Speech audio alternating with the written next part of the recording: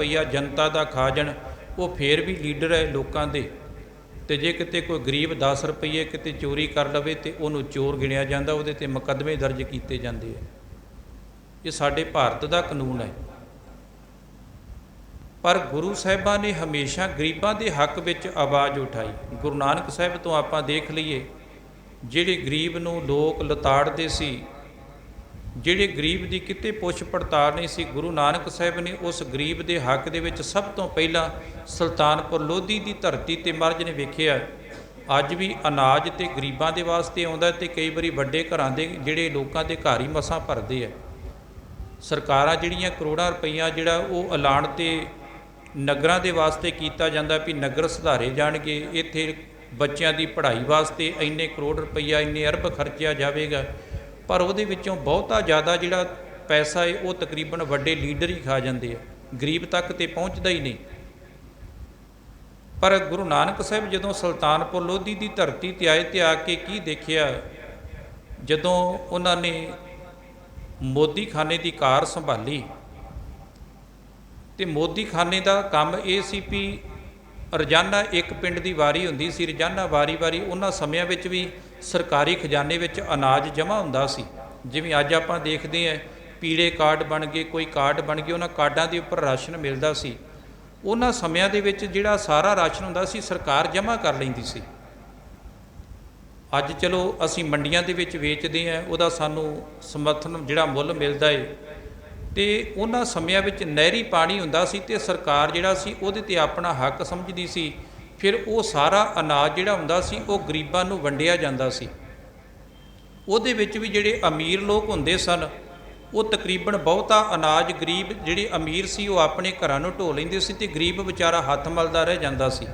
फिर उस गरीब नूं लोकां दे घरां विच काम करके अपने घर दा गुजारा करना पैंदा सी। महाराज ने कहा भी नहीं, ये गल नहीं बननी, जिन्ना किसी का हक है उन्ना उन्होंने मिलेगा। जिहड़े अमीरां नूं अगे अद्धा अद्धा अनाज जिहड़ा सी वो गरीबां दा लुट लैंदे सी, उन्हां नूं हत्थां पैरां दी पै गई। उन्हां ने नवाब दे पास शिकायत भी लाई भी ये तेरा मोदी जिहड़ा थोड़े समय दे विच ही मोदी खाने नूं खाली करके रख देवेगा। पर सतगुर पातशाह महाराज जियां दा जदों हिसाब किताब किया गया तो गुरु साहिब का वादा निकलिया।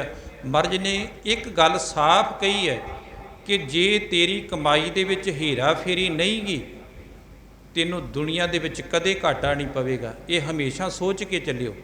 जदों आपां सुल्तानपुर लोधी की धरती ते गुरुद्वारा हट साहिब के दर्शन करते हैं ना, एक गल मन दे विच उत्थे ये प्रतीत करके आयो भी गुरु नानक साहिब का ये वो स्थान है जिथे गुरु नानक साहिब ने सिखाया सी भी कदे कमाई च हेरा फेरी ना करी, वादा तेरा जामनी तेरी मैं भरदा, तेनों कदे घाटा नहीं पवेगा।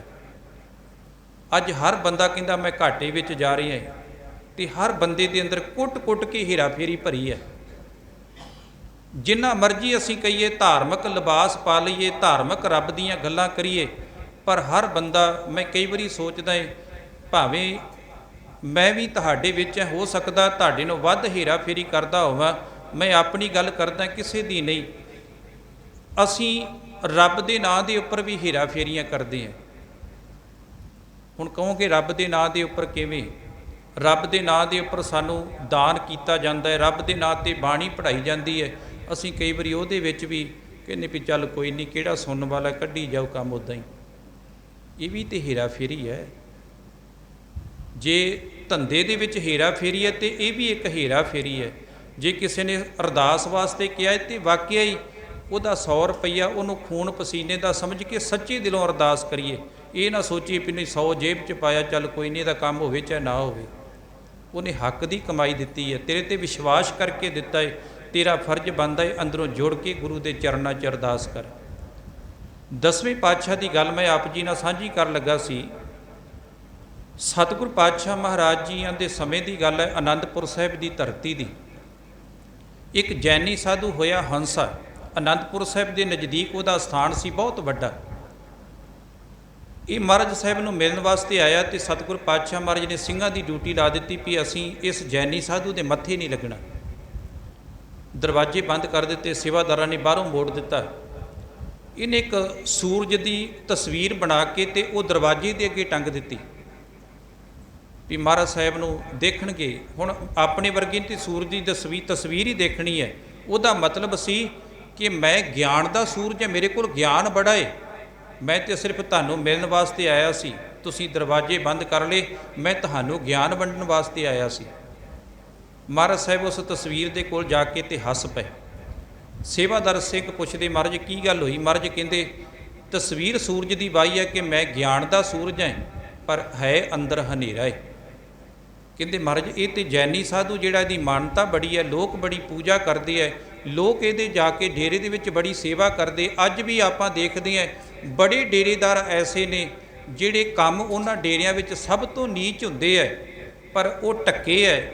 ਮੈਂ ਪਹਿਲਾਂ ਵੀ ਗੱਲ ਕੀਤੀ ਸੀ ਕਿ 10 ਰੁਪਏ ਦੀ ਕੋਈ ਬੰਦਾ ਚੋਰੀ ਕਰ ਲਵੇ ਉਹਨੂੰ ਚੋਰ ਕਿਹਾ ਜਾਂਦਾ ਹੈ, ਤੇ ਜਿਹੜਾ ਸਾਡੇ ਦੇਸ਼ ਵਿੱਚ ਅਰਬਾਂ ਰੁਪਈਆ ਚੋਰੀ ਕਰਕੇ ਸਰਕਾਰ ਦਾ ਖਾ ਜਾਵੇ ਉਹ ਫਿਰ ਵੀ ਰਾਜਨੇਤਾ ਕਿਹਾ ਜਾਂਦਾ ਹੈ ਵੀ ਇਹ ਜਨਤਾ ਦਾ ਸੇਵਾਦਾਰ ਹੈ।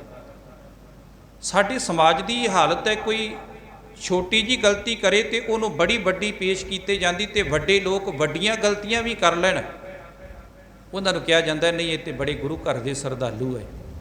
ਇੱਕ ਗਰੀਬ ਨੂੰ ਇਹ ਸਾਡਾ ਸੁਭਾਅ ਹੈ ਵੀ ਅਸੀਂ ਕਈ ਵਾਰੀ ਆਪਣੇ ਪਾਪ ਲੁਕਾਉਣ ਵਾਸਤੇ ਨਾ ਦੂਸਰੇ ਤੇ ਚਿੱਕੜ ਸੁੱਟਣਾ ਸਾਡਾ ਫਰਜ਼ ਬਣ ਗਿਆ ਹੈ ਵੀ ਸਾਡੇ ਬਾਰੇ ਕੋਈ ਗੱਲ ਨਾ ਕਰੇ, ਅਸੀਂ ਪਹਿਲਾਂ ਹੀ ਦੂਜੇ ਤੇ ਚਿੱਕੜ ਸੁੱਟਣਾ ਸ਼ੁਰੂ ਕਰ ਦਈਏ ਵੀ ਇਹ ਬੰਦਾ ਬੜਾ ਮਾੜਾ ਹੈ, ਇਹ ਫਲਾਨਾ, ਇਹਦੇ ਆਹ ਕੰਮ ਹੈ। ਤੇ ਥੋੜ੍ਹਾ ਜਿਹਾ ਕਿਤੇ ਧਿਆਨ ਮਾਰੀਏ ਵੀ ਤੇਰੇ ਵੀ ਤੇ ਇਹੀ ਕੰਮ ਹੋਣਗੇ, ਕਿਉਂਕਿ ਮਾੜੇ ਬੰਦੇ ਨੂੰ ਹੀ ਦੂਜੇ ਦੇ ਮਾੜੇ ਕਰਮ ਦਿੰਦੇ ਆ। ਗੁਰਬਾਣੀ ਨੇ ਫੈਸਲਾ ਕੀਤਾ ਜਿਹਦੇ ਆਪਣੇ ਮਾੜੇ ਵਿਚਾਰ ਹੋਣਗੇ ਉਹਨੂੰ ਹਮੇਸ਼ਾ ਦੂਜੇ ਦੇ ਮਾੜੇ ਜਿਹੜੀ ਹੈ ਉਹ ਗੱਲਾਂ ਦਿਸਣਗੀਆਂ। ਜਿਹੜੇ ਬੰਦੇ ਦੇ ਅੰਦਰ ਸੱਚ ਹੋਵੇਗਾ ਉਹਨੂੰ ਕਦੀ ਕਿਸੇ ਦੇ ਅੰਦਰ ਕੋਈ ਭੈੜ ਨਹੀਂ ਦਿਸੇਗੀ। ਜਿਹੜਾ ਬੰਦਾ ਆਪ ਵਿਕਾਰਾਂ ਨਾਲ ਭਰਿਆ ਹੋਵੇਗਾ, ਆਪਣੀ ਬਿਰਤੀ ਮਾੜੀ ਹੋਵੇਗੀ, ਉਹ ਦੂਸਰੇ ਦੇ ਵਿੱਚ 100 ਨੁਕਸ ਕੱਢੇਗਾ। ਮਹਾਰਾਜ ਕਹਿੰਦੇ ਇਹ ਜਿਹੜਾ ਹੰਸਾ ਜਿਹਨੂੰ ਸੰਤ ਸਮਝਦੇ ਜੇ, ਤੁਹਾਨੂੰ ਦਿਖਾਉਣੇ ਇਹਦੇ ਬਾਰੇ। ਇੱਕ ਬੱਚੀ ਤੇ ਬੱਚੇ ਨੂੰ ਪੇਸ਼ ਕੀਤਾ ਦਰਬਾਰ ਦੇ ਵਿੱਚ। ਜਿਹੜੀ ਬੱਚੀ ਜਿਹੜੀ ਸੀ ਉਹਦੀ ਨਿਗਾਹ ਬਿਲਕੁਲ ਕਮਜ਼ੋਰ ਹੋ ਚੁੱਕੀ ਸੀ, ਮਾੜਾ ਮਾੜਾ ਉਹਨੂੰ ਦਿਸਦਾ ਏ, ਤੇ ਜਿਹੜਾ ਬੱਚਾ ਸੀ ਉਹਦੇ ਤੋਂ ਵੀ ਖਲੋਤਾ ਨਹੀਂ ਜਾਂਦਾ, ਉਹਦੀਆਂ ਲੱਤਾਂ ਸੁੱਕ ਚੁੱਕੀਆਂ ਨੇ, ਬੜਾ ਕਮਜ਼ੋਰ ਜਿਹਾ। ਮਹਾਰਾਜ ਇਹ ਕੀ ਹੈ? ਸਤਿਗੁਰ ਪਾਤਸ਼ਾਹ ਕਹਿੰਦੇ ਇਹ ਦੋਵੇਂ ਬੱਚੀ ਤੇ ਬੱਚਾ ਹੰਸੇ ਦੇ ਆਸ਼ਰਮ ਦੇ ਵਿੱਚ ਪਰਿਵਾਰ ਵਾਲਿਆਂ ਨੇ ਚੜਾਏ ਸੀ, ਇੱਕੇ ਪਿੰਡ ਦੇ ਸੀ ਦੋਵੇਂ। ਤੇ ਛੋਟੇ ਹੁੰਦਿਆਂ ਦੋਵਾਂ ਨੂੰ ਜਿਹੜਾ ਸੀ ਪਹਿਲਾਂ ਛੋਟੇ ਹੁੰਦਿਆਂ ਇਕੱਠਿਆਂ ਪਿੰਡ ਵਿੱਚ ਖੇਡਦੇ ਰਹੇ। ਫਿਰ ਇਹਨਾਂ ਦੋਵਾਂ ਦੇ ਪਰਿਵਾਰਾਂ ਨੇ ਇਹ ਹੰਸੇ ਦੇ ਆਸ਼ਰਮ ਦੇ ਵਿੱਚ ਇਹਨਾਂ ਨੂੰ ਚੜਾ ਦਿੱਤਾ। ਤੇ ਜੈਨੀਆਂ ਦੇ ਵਿੱਚ ਇੱਕ ਉਹਨਾਂ ਦਾ ਮਰਿਆਦਾ ਹੈ ਕਿ ਉੱਥੇ ਇਸਤਰੀ ਤੇ ਪੁਰਸ਼ ਆਪਸ ਵਿੱਚ ਗੱਲਬਾਤ ਨਹੀਂ ਕਰ ਸਕਦੇ, ਉਹਨਾਂ ਨੂੰ ਵੱਖੋ ਵੱਖਰਾ ਰੱਖਿਆ ਜਾਂਦਾ ਹੈ। ਕਹਿੰਦੇ ਕਈ ਸਾਲ ਇਹ ਦੋਵੇਂ ਉਸੇ ਆਸ਼ਰਮ ਦੇ ਵਿੱਚ ਸੇਵਾ ਕਰਦੇ ਰਹੇ। ਵਿੱਚ ਕੰਧ ਸੀ, ਇੱਕ ਪਾਸੇ ਉਹ ਬੱਚੀ, ਇੱਕ ਪਾਸੇ ਇਹ ਬੱਚਾ। ਇੱਕ ਦਿਨ ਕਿਤੇ ਬਾਗ ਦੇ ਵਿੱਚ ਦੋਵੇਂ ਜਾਣੇ ਜਿਹੜੇ ਸੀ ਫਲ ਤੋੜ ਰਹੇ ਸੀ, ਦੋਵੇਂ ਇੱਕ ਦੂਜੇ ਨੂੰ ਮਿਲੇ ਤੇ ਚਿਰਿਆਂ ਦੇ ਮਿਲਿਆਂ ਨੂੰ ਪਿੰਡ ਦੇ ਇਕੱਠੇ ਹੋਣ ਦੇ ਨਾਤੇ ਭੈਣ ਭਰਾਵਾਂ ਵਾਲੀ ਆਪਸ ਦੇ ਵਿੱਚ ਗੱਲ ਕੀਤੀ, ਇੱਕ ਦੂਜੇ ਦਾ ਹਾਲ ਚਾਲ ਪੁੱਛਿਆ। ਤੇ ਕੁਝ ਜੈਨੀ ਸਾਧੂ ਦੇ ਸੇਵਾਦਾਰਾਂ ਨੇ ਇਹਨਾਂ ਨੂੰ ਗੱਲ ਕਰਦਿਆਂ ਦੇਖ ਲਿਆ ਤੇ ਆ ਕੇ ਜੈਨੀ ਸਾਧੂ ਨੂੰ ਜਦੋਂ ਦੱਸਿਆ, ਉਹਨੇ ਕੋਈ ਪੁੱਛ ਪੜਤਾਲ ਨਹੀਂ ਕੀਤੀ ਵੀ ਤੁਸੀਂ ਕੀ ਗੱਲ ਕੀਤੀ ਹੈ। ਅਸੀਂ ਵੀ ਕੋਈ ਪੁੱਛ ਪੜਤਾਲ ਨਹੀਂ ਕਰਦੇ, ਬਸ ਜਦੋਂ ਕਿਸੇ ਦੇ ਉੱਪਰ ਚਿੱਕੜ ਸੁੱਟਣਾ ਹੁੰਦਾ ਸੁੱਟ ਦਿੰਦੇ ਵੀ ਫਲਾਨਾ ਬੰਦਾ ਬੜਾ ਮਾੜਾ ਹੈ। ਕਦੀ ਇਹ ਨਹੀਂ ਵੇਖਿਆ ਵੀ ਇਹ ਗੱਲ ਦੀ ਤਹਿ ਤੱਕ ਜਾਇਆ ਜਾਵੇ। ਹੁਣ ਕਹਿੰਦੇ ਜੈਨੀ ਸਾਧੂ ਦਾ ਫਰਜ਼ ਤੇ ਇਹ ਸੀ ਵੀ ਗੱਲ ਦੀ ਤਹਿ ਤੱਕ ਜਾਂਦਾ। ਉਹਨੇ ਕਹਿੰਦੇ ਵੀ ਬੱਚੀ ਦੀ ਅੱਖ ਦੇ ਵਿੱਚ ਕੁਝ ਐਸਾ ਜ਼ਹਿਰ ਪਾ ਦਿੱਤਾ ਜਿਹਦੇ ਨਾਲ ਉਹਦੀ ਨਿਗਾਹ ਬੰਦ ਹੋ ਗਈ। ਬੱਚਾ ਜਿਹੜਾ ਸੀ ਉਹਦੀਆਂ ਲੱਤਾਂ ਨੂੰ ਘੁੱਟ ਕੇ ਜੂੜ ਕੇ ਬੰਨ੍ਹ ਦਿੱਤਾ, ਭੁੱਖਿਆਂ ਰੱਖਿਆ ਗਿਆ। ਫਿਰ ਉਹਨੂੰ ਬਾਹਰ ਜੰਗਲ ਦੇ ਵਿੱਚ ਛੱਡ ਆਏ, ਇੱਕ ਕਮਰੇ ਵਿੱਚ ਬੰਦ ਕਰ ਦਿੱਤਾ। ਕਈ ਦਿਨ ਭੁੱਖਾ ਰਿਹਾ। ਮਹਾਰਾਜ ਕਹਿੰਦੇ ਸਾਨੂੰ ਪਤਾ ਲੱਗਾ ਇਹ ਬੱਚੀ ਤੇ ਬੱਚੇ ਨੂੰ ਛਡਾ ਕੇ ਲਿਆਂਦਾ ਹੈ, ਹੁਣ ਇਹਨਾਂ ਦਾ ਇਲਾਜ ਕਰਨਾ ਹੈ ਅਸੀਂ। ਸਤਿਗੁਰ ਪਾਤਸ਼ਾਹ ਕਹਿੰਦੇ ਕੋਈ ਗੱਲਬਾਤ ਕਰਨੀ ਮਾੜੀ ਗੱਲ ਨਹੀਂ, ਸੱਚੇ ਦਿਲੋਂ ਕਿਸੇ ਦੇ ਨਾਲ ਦੁੱਖ ਸੁੱਖ ਵੰਡਾਉਣਾ ਕੋਈ ਮਾੜੀ ਗੱਲ ਨਹੀਂ। ਪਰ ਇਹ ਜੈਨੀ ਸਾਧੂ ਜਿਹੜਾ ਇਹ ਆਪਣੇ ਆਪ ਨੂੰ ਚੰਗਾ ਸਾਬਤ ਕਰਨ ਵਾਸਤੇ, ਲੋਕਾਂ ਦੇ ਵਿੱਚ ਆਪਣੇ ਸੇਵਾਦਾਰਾਂ ਦੇ ਵਿੱਚ ਪ੍ਰਭਾਵ ਪਾਉਣ ਵਾਸਤੇ, ਮਹਾਰਾਜ ਕਹਿੰਦੇ ਆਪ ਆਪਣੇ ਡੇਰੇ ਦੇ ਵਿੱਚ ਸਭ ਤੋਂ ਭੈੜੇ ਕਰਮ ਕਰਦਾ ਏ, ਤੇ ਆਪਣੇ ਉਹਨਾਂ ਭੈੜੇ ਕਰਮਾਂ ਨੂੰ ਲੁਕਾਉਣ ਵਾਸਤੇ ਇਹ ਨਜਾਇਜ਼ ਬੱਚੇ ਤੇ ਬੱਚੀ ਨੂੰ ਸਜ਼ਾ ਦੇ ਦਿੱਤੀ ਇਹਨੇ। ਸਤਿਗੁਰ ਪਾਤਸ਼ਾਹ ਕਹਿੰਦੇ ਇਸ ਕਰਕੇ ਅਸੀਂ ਇਹ ਬੰਦੇ ਨੂੰ ਕਿਹਾ ਇਹ ਇਹਨੇ ਵਾਇਆ ਤੇ ਸੂਰਜ ਹੈ ਹਨੇਰੇ ਦੇ ਨਾਲ ਭਰਿਆ ਪਿਆ ਹੈ। ਅੱਜ ਵੀ ਡੇਰੇਦਾਰਾਂ ਦੇ ਵਿੱਚ ਬਹੁਤ ਕੁਝ ਚੱਲਦਾ, ਉਹਨਾਂ ਡੇਰਿਆਂ ਦੇ ਅੰਦਰ ਲੋਕੀ ਉਹਨਾਂ ਨੂੰ ਪਿਤਾ ਜੀ, ਉਹਨਾਂ ਨੂੰ ਬ੍ਰਹਮ ਗਿਆਨੀ, ਉਹਨਾਂ ਨੂੰ ਰੱਬ, ਉਹਨਾਂ ਨੂੰ 10ਵੇਂ ਦਵਾਰ ਦੀ ਚਾਬੀ ਵੀ ਕਹਿ ਦਿੰਦੇ ਇਹਨਾਂ ਦੇ ਕੋਲ ਹੈ। ਪਰ ਜਦੋਂ ਪਤਾ ਲੱਗਦਾ ਹੈ ਵੀ ਇਹਨਾਂ ਤੋਂ ਚਾਬੀ ਤੇ ਵਿਕਾਰਾਂ ਦੇ ਦਰਵਾਜ਼ੇ ਦੀ ਹੈ, ਇਹ ਤੇ ਆਪ ਵਕਾਰੀ ਬਿਰਤੀ ਦੇ ਮਾਲਕ ਹੈ। ਸੱਚ ਇਹ ਹੈ, ਜਿੰਨੀ ਦੇਰ ਤੱਕ ਬੰਦੇ ਦੇ ਵਕਾਰ ਦੁਨੀਆ ਦੇ ਸਾਹਮਣੇ ਪ੍ਰਗਟ ਨਹੀਂ ਹੁੰਦੇ, ਉਨੀ ਦੇਰ ਹਰ ਬੰਦਾ ਸਾਧ ਹੈ। ਜਦੋਂ ਉਹ ਪ੍ਰਗਟ ਹੋ ਜਾਂਦੇ, ਆਪਣੇ ਆਪ ਨੂੰ ਹਰ ਇੱਕ ਨੂੰ ਪਤਾ ਹੁੰਦਾ ਹੈ ਕਿ ਮੈਂ ਕਿੰਨੀ ਕੁ ਔਕਾਤ ਦਾ ਮਾਲਕ ਹੈ, ਪਰ ਆਪਣੇ ਆਪ ਨੂੰ ਲੁਕਾਉਣ ਦੇ ਵਾਸਤੇ ਬੰਦਾ ਹਮੇਸ਼ਾ ਦੂਜਿਆਂ 'ਤੇ ਚਿੱਕੜ ਸੁੱਟਦਾ ਹੈ। ਗੁਰੂ ਘਰ ਨਹੀਂ। ਇੱਥੇ ਕੀ ਹੈ? ਦੀਨ ਦਰਦ ਨਿਵਾਰ ਠਾਕੁਰ ਰਾਖੈ ਜਨ ਕੀ ਆਪ। ਇੱਥੇ ਗਣਕਾ ਵਰਗੀ ਬੇਸਵਾ ਵੀ ਆਉਂਦੀ ਹੈ। ਇੱਥੇ ਪਾਪੀ ਤੋਂ ਪਾਪੀ ਬੰਦਾ ਵੀ ਆਉਂਦਾ ਹੈ। ਹਜੂਰ ਨੇ ਇਹ ਨਹੀਂ ਕਿਹਾ ਇਹਨਾਂ ਨੂੰ ਧੱਕੇ ਮਾਰੋ। ਹਜੂਰ ਨੇ ਕਿਹਾ ਨਹੀਂ ਬਈ, ਜਿਹੜੇ ਗੁਰੂ ਦੀ ਸ਼ਰਨ ਵਿੱਚ ਆ ਗਏ ਹੈ, ਇਹਨਾਂ ਨੂੰ ਹੁਣ ਨਵਾਂ ਜੀਵਨ ਸਿਖਾਇਆ ਜਾਵੇਗਾ। ਤੇ ਸਾਡੇ ਜੇ ਕੋਈ ਬੰਦਾ ਕਿਤੇ ਚੰਗੇ ਪਾਸੇ ਲੱਗਦਾ ਹੈ ਨਾ, ਅਸੀਂ ਪਹਿਲਾਂ ਹੀ ਵੇਖਦੇ ਹਾਂ, ਲੈ ਬਿੱਲੀ 100 ਚੂਹਾ ਖਾ ਕੇ ਹੱਜ ਨੂੰ ਚੱਲੀ ਹੈ, ਵੀ ਸ਼ੁਕਰ ਹੈ ਉਹ ਤੇ ਚੱਲੀ ਹੈ, ਮਾਮਾ ਤੂੰ ਵੀ ਚਲੇ ਜਾ। ਜੇ ਉਹ ਚੰਗੇ ਪਾਸੇ ਲੱਗਾ ਘੱਟੋ ਘੱਟ ਤੂੰ ਵੀ ਲੱਗ ਜਾ। ਪਰ ਨਹੀਂ, ਅਸੀਂ ਨਹੀਂ। ਸਾਡਾ ਸੁਭਾਅ ਹੈ ਅਸੀਂ ਦੂਜੇ 'ਤੇ ਚਿੱਕੜ ਸੁੱਟਣਾ ਹੈ। ਜੇ ਕੋਈ ਚੰਗਾ ਕਰਦਾ ਏ, ਅਸੀਂ ਨਹੀਂ ਚੰਗਾ ਕਰ ਸਕਦੇ। ਅਸੀਂ ਵੀ ਚੰਗੇ ਬਣੀਏ, ਗੁਰੂ ਦੇ ਨਾਲ ਜੁੜੀਏ। ਜੇ ਕੋਈ ਗੁਰੂ ਵਾਲੇ ਪਾਸੇ ਜੁੜਿਆ, ਸਗੋਂ ਸਾਡਾ ਫਰਜ਼ ਹੈ ਵੀ ਆਪ ਪ੍ਰੇਰ ਕੇ ਲੈ ਕੇ ਆਈਏ ਆਪਾਂ ਇੱਥੇ ਗੁਰੂ ਦੇ ਘਰ ਦੇ ਅੰਦਰ। ਤੇ ਸਾਹਿਬ ਕਿਰਪਾ ਕਰਦੇ, ਦੀਨ ਦਰਦ ਨਿਵਾਰ ਠਾਕੁਰ ਰਾਖੈ ਜਨ ਕੀ ਆਪ। ਦੀਨਾਂ ਦੇ ਦੁੱਖਾਂ ਨੂੰ ਦੂਰ ਕਰਨ ਵਾਲਾ, ਉਹ ਆਪਣੇ ਸੇਵਕ ਦੀ ਪਹਿਜ ਰੱਖਣ ਵਾਲਾ। ਤਰਨ ਤਾਰਨ ਹਰ ਨਿਧ ਦੁੱਖ ਨਾ ਸਕੇ ਵਿਆਪ। ਸੰਸਾਰ ਸਮੁੰਦਰ ਤੋਂ ਤਾਰਨ ਵਾਸਤੇ ਉਹ ਜਹਾਜ਼ ਹੈ। ਤੇ ਜਿਹੜੇ ਉਹਦਾ ਆਸਰਾ ਲੈਂਦੇ, ਉਹਦੀ ਸ਼ਰਨ ਵਿੱਚ ਆ ਜਾਂਦੇ, ਫਿਰ ਉਹਨਾਂ ਦੇ ਉੱਪਰ ਕੋਈ ਦੁੱਖ ਜਿਹੜਾ ਵਾ ਉਹ ਅਸਰ ਨਹੀਂ ਕਰਦਾ। ਦੁੱਖ ਤੇ ਭਾਵੇਂ ਆਉਂਦੇ, ਆਪਾਂ ਅੱਗੇ ਵੀ ਕਈ ਵਾਰੀ ਵਿਚਾਰਾਂ ਕੀਤੀਆਂ, ਪਰ ਉਹਨਾਂ ਦੀ ਆਤਮਾ ਏਡੀ ਬਲਵਾਨ ਹੋ ਜਾਂਦੀ, ਏਡੀ ਤਕੜੀ ਹੋ ਜਾਂਦੀ ਹੈ ਵੀ ਜਿਵੇਂ ਗੁਰੂ ਹਰਗੋਬਿੰਦ ਸਾਹਿਬ ਸੱਚੇ ਪਾਤਸ਼ਾਹ ਦਾ ਇੱਕ ਸੇਵਾਦਾਰ ਹੋਇਆ ਹੈ।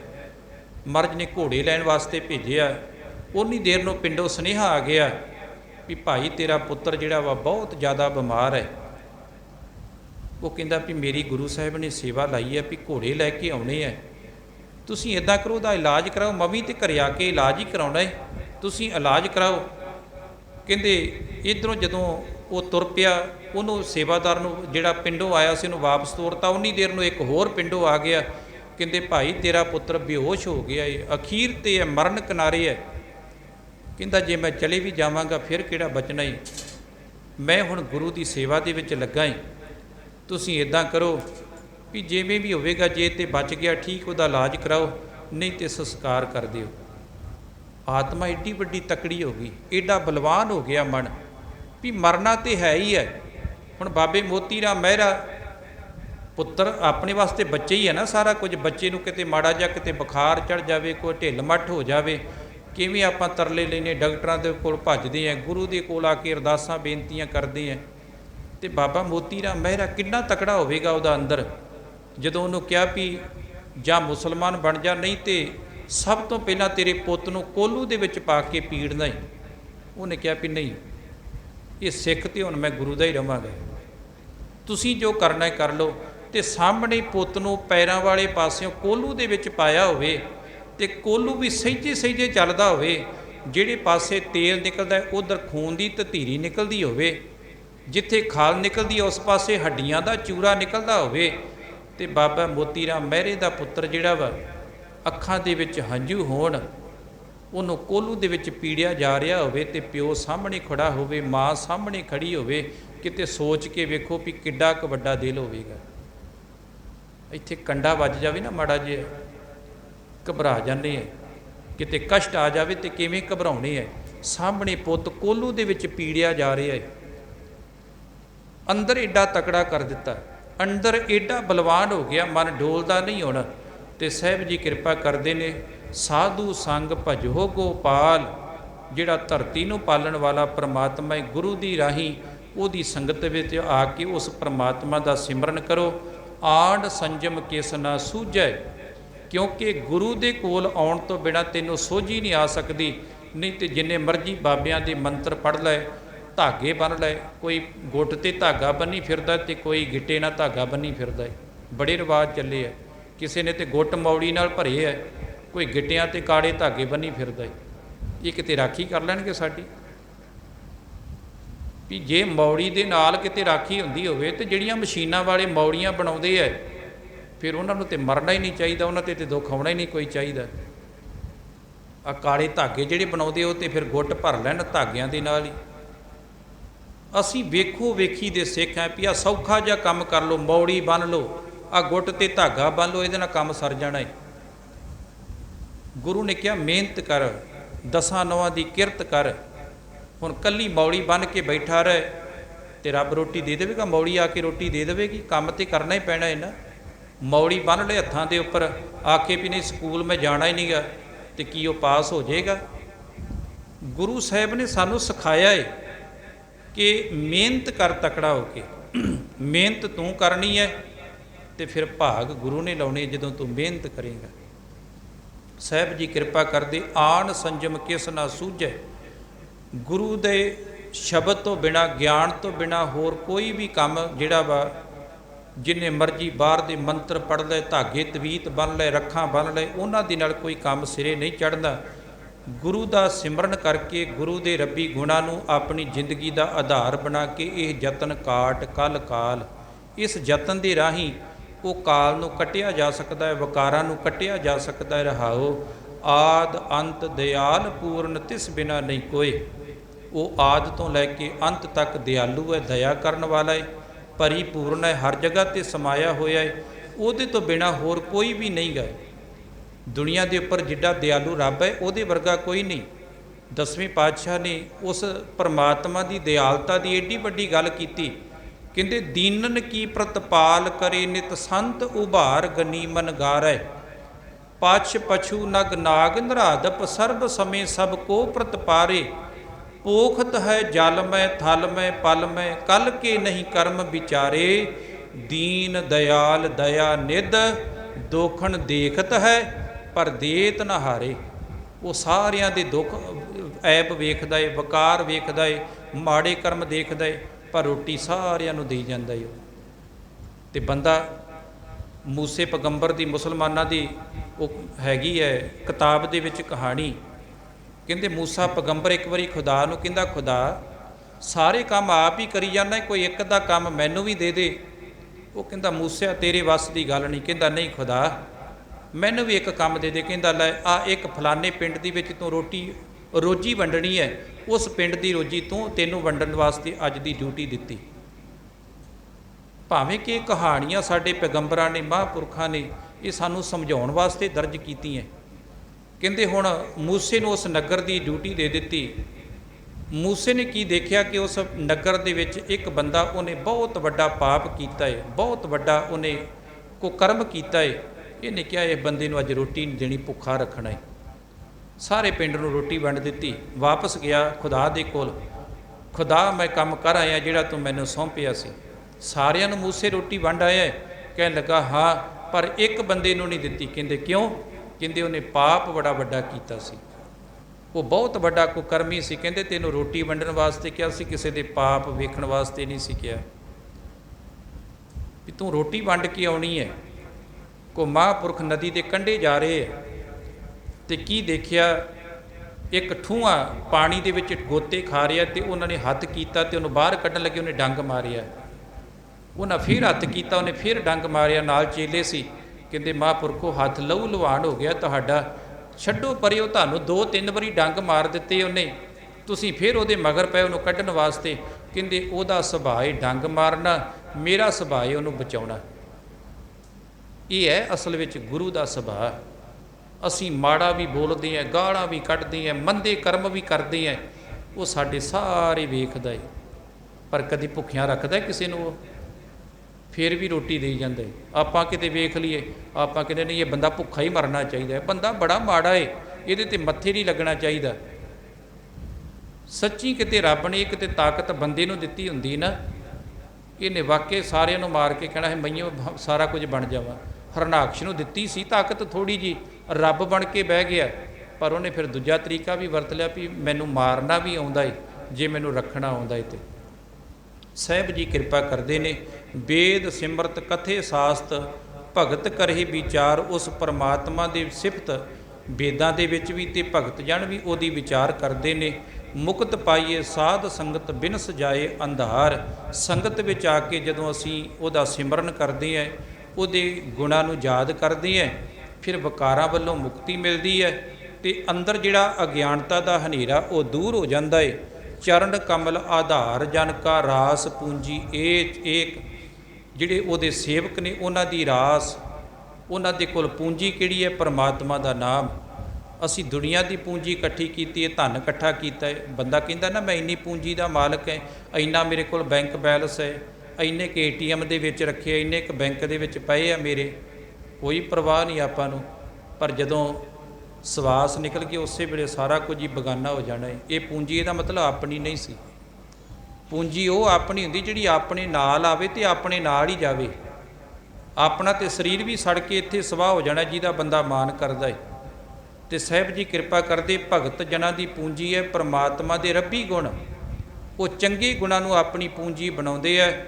ਤਾਨ ਮਾਨ ਦੀਵਾਨ ਸਾਚਾ ਨਾਨਕ ਕੀ ਪ੍ਰਭ ਟੇਕ। ਤਿੰਨ ਤਰ੍ਹਾਂ ਦੀ ਤਾਕਤ ਤੇ ਬੰਦਾ ਮਾਣ ਕਰਦਾ ਹੈ। ਇੱਕ ਉਹਦੇ ਕੋਲ ਬਲ ਹੋਵੇ, ਦੂਸਰਾ ਉਹਦੇ ਕੋਲ ਧਨ ਦੌਲਤ ਹੋਵੇ, ਤੀਸਰਾ ਉਹਦੇ ਕੋਲ ਚੰਗੀ ਸਰਕਾਰੀ ਤਾਕਤ ਹੋਵੇ। ਬੰਦਾ ਕਹਿੰਦਾ ਪਰਵਾਹ ਕੋਈ ਨਹੀਂ, ਆਪਣੇ ਕੋਲ ਸਾਰੀਆਂ ਚੀਜ਼ਾਂ ਹੀ ਹੈ। ਪਰ ਸਤਿਗੁਰ ਪਾਤਸ਼ਾਹ ਕਹਿੰਦੇ ਸੰਸਾਰ ਦੀਆਂ ਇਹ ਤਾਣ ਜਿਹੜਾ ਬਲ ਇਹ ਵੀ ਇੱਕ ਦਿਨ ਖਤਮ ਹੋ ਜਾਣਾ। ਜਿਹੜੇ ਸਰੀਰ ਤੇ ਬਲ ਕਰਦਾ ਹੈ, ਇੱਕ ਦਿਨ ਇੰਨਾ ਕੁ ਸਰੀਰ ਜਿਹੜਾ ਵਾ ਇਹ ਕਮਜ਼ੋਰ ਹੋ ਜਾਣਾ ਹੈ ਕਿ ਅੱਜ ਫਰੀਦੇ ਕੂ ਜਿਹੜਾ ਸੈ ਕੋਹਾਂ ਥੀ ਓਮ, ਜਿਹੜਾ ਪਾਣੀ ਵਾਲਾ ਕੁੱਜਾ ਲਾਗੇ ਪਿਆ ਸੀ ਨਾ, ਅੱਜ ਉਹ 100 ਕੋਹਾਂ 'ਤੇ ਲੱਗਦਾ ਹੈ। ਜਦੋਂ ਗੋਡੇ ਕੰਮ ਨਹੀਂ ਨਾ ਕਰਦੇ, ਮੰਜੇ 'ਤੇ ਬੰਦਾ ਬਹਿ ਜਾਂਦਾ ਹੈ। ਬਜ਼ੁਰਗਾਂ ਨੂੰ ਪੁੱਛ ਕੇ ਦੇਖਿਓ, ਕਈਆਂ ਨੂੰ ਉਹ ਕਈ ਵਾਰੀ ਨਹੁੰਆਂ ਆਪਣੇ ਅੰਦਰ TV ਲਾ ਕੇ ਬੈਠੀਆਂ ਹੁੰਦੀਆਂ ਹੈ, ਉਹ ਬਾਹਰ ਪਾਣੀ ਨੂੰ ਤੜਫਦੇ ਹੁੰਦੇ ਹੈ ਵੀ ਪੁੱਤ ਪਾਣੀ ਪਿਆ ਦਿਓ, ਕਿਉਂਕਿ ਬਾਹਾਂ ਕੰਮ ਨਹੀਂ ਕਰਦੀਆਂ, ਸਰੀਰ ਕੰਮ ਨਹੀਂ ਕਰਦਾ। ਸਤਿਗੁਰ ਪਾਤਸ਼ਾਹ ਮਹਾਰਾਜ ਕਹਿੰਦੇ ਇਹ ਬਲ ਇੱਕ ਦਿਨ ਘਟ ਜਾਣਾ ਹੈ। ਸਰੀਰ ਸਹਿਜੇ ਕਰਕੇ ਕਮਜ਼ੋਰ ਹੋ ਜਾਣਾ। ਜਿੱਤੇ ਮਾਣ ਕਰਦਾ ਹੈ, ਮਾਣ ਕਰਦਾ ਹੈ ਕਿ ਮੇਰੇ ਕੋਲ ਧਨ ਦੌਲਤ ਬੜਾ ਹੈ, ਇਹਦਾ ਵੀ ਮਾਣ ਨਾ ਕਰ। ਅੱਜ ਹੈਗਾ, ਕੱਲ੍ਹ ਨੂੰ ਪਤਾ ਨਹੀਂ ਹੋਵੇ ਕਿ ਨਾ ਹੋਵੇ।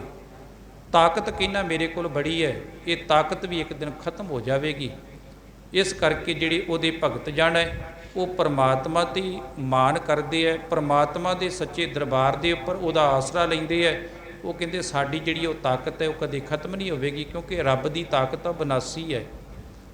ਨਾਨਕ ਕੀ ਪ੍ਰਭ ਟੇਕ। ਪੰਜਵੇਂ ਨਾਨਕ ਕਹਿੰਦੇ ਸਾਨੂੰ ਕੇਵਲ ਪਰਮਾਤਮਾ ਦੀ ਟੇਕ, ਪਰਮਾਤਮਾ ਦਾ ਆਸਰਾ ਹੈ। ਤਿਸ ਸਾਹਿਬ ਕੀ ਟੇਕ ਨਾਨਕ ਮੰਨੇ ਮਾਹੇ, ਜਿਸ ਸਿਮਰਤ ਸੁਖ ਹੋਏ ਸਗਲੇ ਦੁੱਖ ਜਾਏ।